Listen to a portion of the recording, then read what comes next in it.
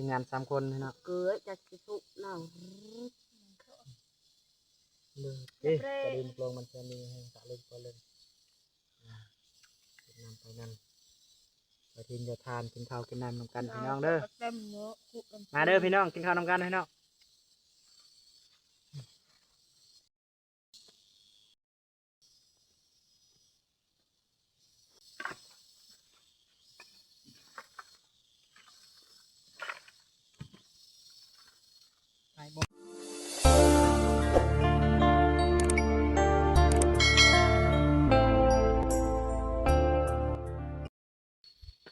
ขอกราบทักทายสวัสดีนะบัวFC พัง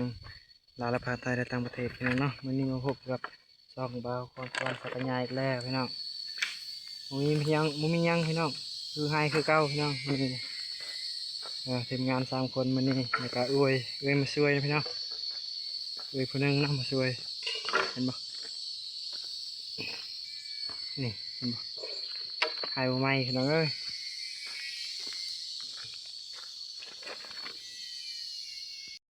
พี่น้องเห็นบ่คนมาช่วย2 คนทีมงาน3 คนกับภรรยาแล้วก็กับเมียเป็นคนนึง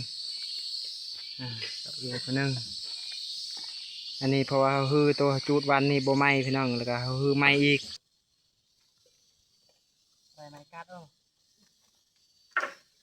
ที่จะลึกไม่รอที่ได้ไงล่ะคือโลบ้างไงก็คืออย่ามาอันบ้างไงรำจูปูหรือจู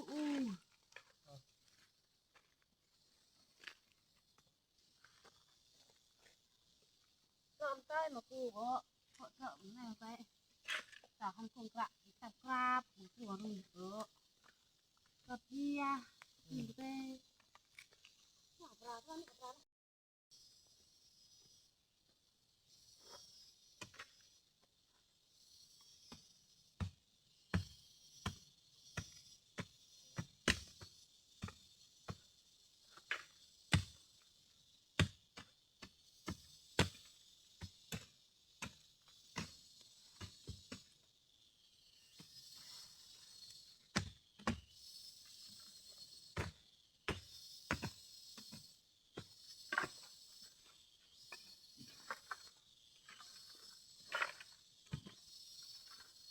ไม้โบไหม้พี่น้องเห็นบ่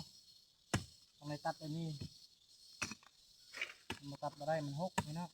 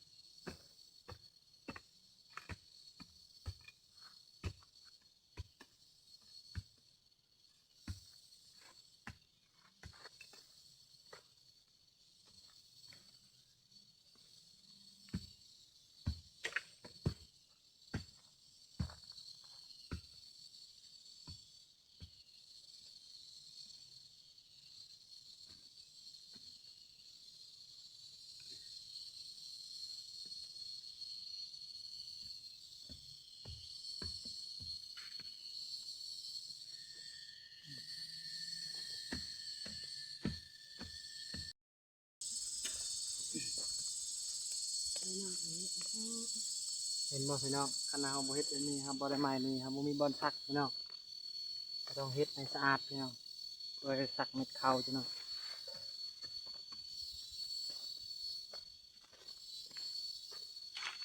คันไม้มาบ่เฮ็ดอันนี้พี่น้องอันนี้บ่ไม้ให้บ่ไม้ก็เลยเฮาเอาไม้แบบนี้พี่น้องต้องเฮ็ดให้ละเอียด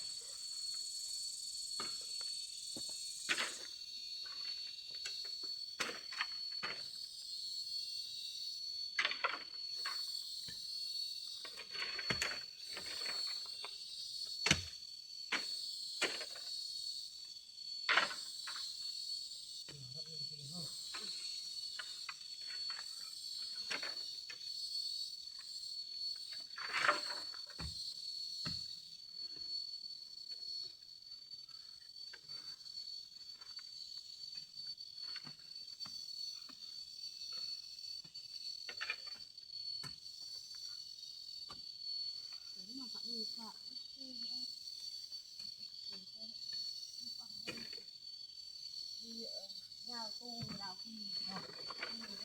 มุก đó bạn แล้วก็มุกกับประเทศ là khi ớ tu cái tu tu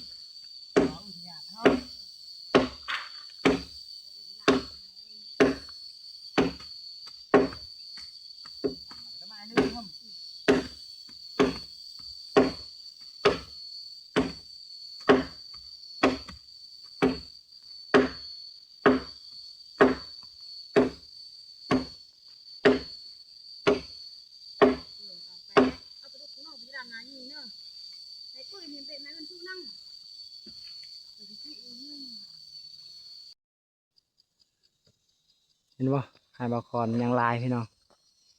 ยังประมาณ5 มือ6 มือคือเก่าพี่น้องเพราะว่าทางนั้นก็ยังเห็นบ่ทางนั้นก็บ่ไหม้พี่น้องพุ่นฮอดโกบกพุ่นฮอดนั่นเลยพี่น้องเห็นบ่บ่ไหม้เดี๋ยวบาคอนกินข้าวกินน้ำก่อนเนาะครับเช้าพี่น้องเวลาก็ประมาณ6 โมงครึ่งนะพี่น้อง7 โมงประมาณนั้นแหละอันนี้นะยี่ห้อตัวนี้พี่น้องหลังจากกินข้าวแล้วนี่บนสถานที่พักผ่อนพี่น้องพักอยู่ป่าเพราะว่าบางคนยังบ่เฮ็ดเที่ยงใกล้ที่ชักจะหน่อยเฮ็ดเที่ยงพี่น้องนี่นะนี่เมนูประมาณนี้พี่น้อง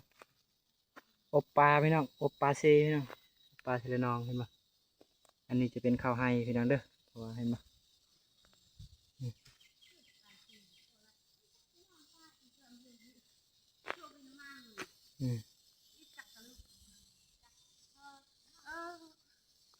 กินข้าวนำกันนี่ครับเตาพี่น้องเมนูกับปลาซิเลนองพี่น้องเพราะว่าอันนั้นเห็ดเนียนกับมะเขือพี่น้องทีมงาน3 คนพี่น้อง เกลือจะสุกหน่อย เลยจะลืมโปรงมันจะมีให้ตะลึงก็เลยนำไปนั่นไปทีมจะทานกินข้าวกินน้ำนำกันพี่น้องเด้อมาเด้อพี่น้องกินข้าวนำกันพี่น้องกินอะไรบ้างเนาะ Tak thua mày ạ. Hả? Cái gì mà nó taจะเพิ่มความเปรี้ยวในชูโรสเลย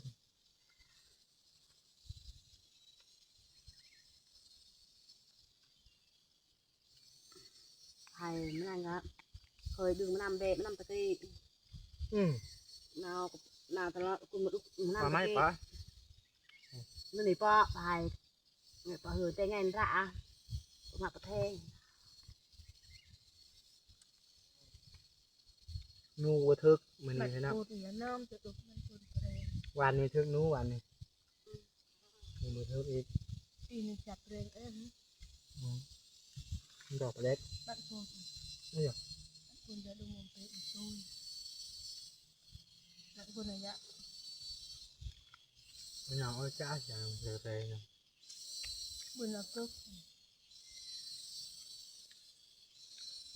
บุญพูดเนาะจะดุงเป็นมั่งนะบุญแต่ก็ชัวเฮืองเพื่อตายอยากไปปังเนาะก็รีบยุ่งตัดบ้านคุณปานปังเราจะจอดโอ้ยจุปลาหน่อไม้มันคัก กูก็ซักมาจ่าดูมามันป้อนปานยิ่งมือดาบเรื่องปันเจอไอ้คือชื่อนั่งกันตอดทัดมือใส่หมูบ้านกระตุก มันอัน คนปานมาตะกระตุกมาอันตุกแล้วไปดงหางเด้อบ้าขุดโถเมียนจุกเลย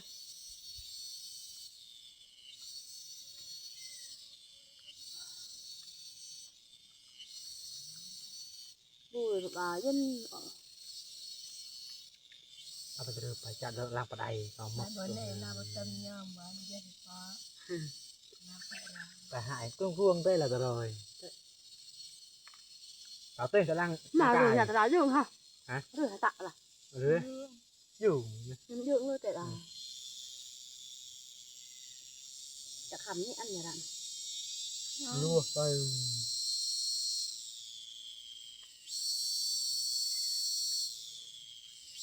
อยากคำละเอริกาเชียนาลืมมักเลยนะ เราเคยดูอารุณตาเราเนี่ยจัดแก้วจำมัดตัวตะจ่าเวลาย ะ ถ้าโดยรูนตัวนี้สุกสุกnó bươn bạt đằng hược เหมือนกันกับป่าหัวง่ายใช้วุฒิ cái bươn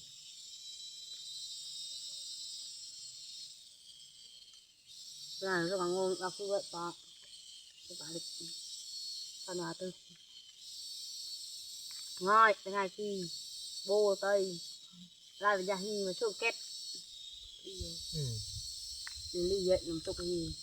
thì hàng cứ giả mặt giả chết chân chết tay phút này thì tạo ra thề ấy con kết em thì cũng phải là cái này đó nắng mà ai quần kẹt cũng cái này đó nắng chết tục hòa bảng hơn hàng bé dầu ạ cắn bé dầu ăn phụ và vui เข้าใจพี่น้องเดี๋ยวบางคนจะปิดคลิปนะพี่น้องเนาะอย่าลืมกดไลค์กดแชร์พี่น้องเนาะเพื่อเป็นกำลังใจให้คลิปต่อไปพี่น้องบ๊ายบาย